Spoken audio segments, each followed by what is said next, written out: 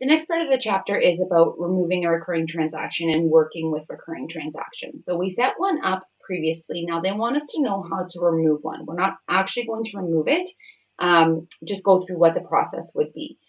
So you're going to open your general journal by clicking on it. The fourth icon in this one with the little blue arrow pointing up is recalling a recurring transaction. You can sort these by the date that they're due, their name, how often they happen, or the last one that was posted. So if you get quite a few recurring transactions, it's good to be able to sort them that way, or you can just sort them alphabetically. So clicking out of that, if we were to look at the bank loan payment monthly recurring transaction, if we were to click remove, we get this pop-up asking if you're sure that we want to remove it. We're going to click no because we do want to keep it. But if you did want to remove a recurring transaction, that is how it would be done. So for example, if you set up a recurring transaction for a small loan that was paid off within 6 months, at the end of 6 months, you're going to want to remove that recurring transaction. So clicking no and getting out of there, I'm going to cancel out of here. And we're moving on to exercise 1-16 on actually using a recurring transaction. So on April 30th, we received a bank statement with a debit memo dated April 29th from the bank advising that they have deducted $22.46 from your bank account for service charges. To use the bank charges recurring entry, here, open your general journal, which we've already done. We're going to recall our recurring transaction, which we just did in the previous step. We're going to look for our bank service charges, which is already highlighted, and hit select. And that's going to bring up what my entry is going to look at. I want to change my date to April 29th.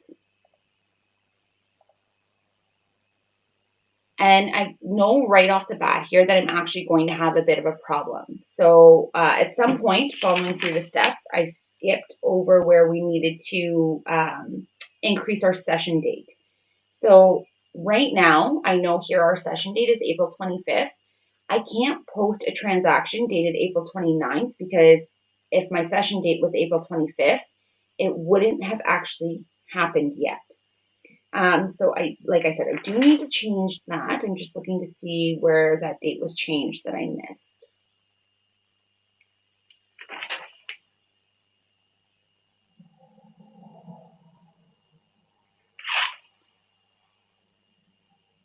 Oh, this is what happens when I skip through stuff or skim through it, I guess.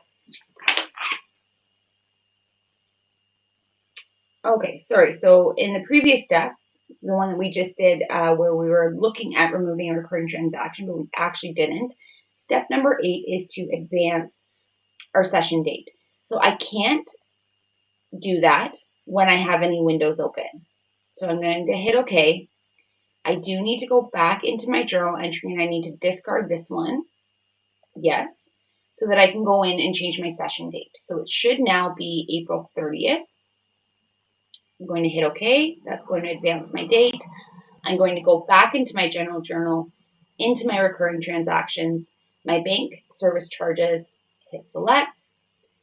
I'm going to change my date to April 29th, which is now fine because my session date is April 30th.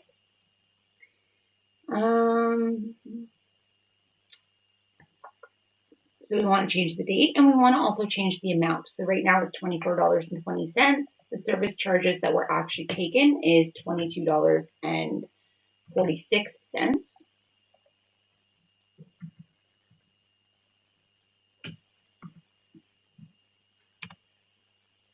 So make sure that I'm in balance, and they want me to add some additional information here, which I'm going to do. My additional date, they want to be April 29th. And in the additional field, I'm just going to,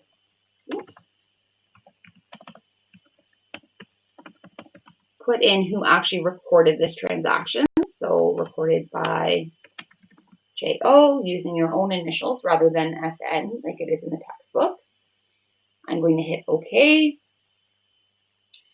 Again, I always want to look at my report, so I can either go up through the menu or I can hit Control J, and that's going to bring up what my journal entry is going to look like. I'm using the proper accounts. I have my additional information, my debits and my credits balance. So I can close out of that and hit Post. So I'm going to get a warning window. It says the recurring transaction for bank service charges has been changed. Posting this transaction will update its next due date. Do you wish to continue? Yes, we do. Transaction was posted successfully. Journal entry J6. So I'm going to, and then in step 14, we want to click the Recall Recurring Transactions button again. And search by next due date. Now we can see that our bank loan monthly payment has risen in the list compared to our bank service charges because the next date that it is due has changed. Okay, so I'm going to hit cancel. I don't need to change anything there. They just want to demonstrate that this next due date has changed now that we've posted it for this month. I'm going to close out of my journal. I'm going to wrap up this video and then I will come back where we talk about displaying and printing reports and things like that.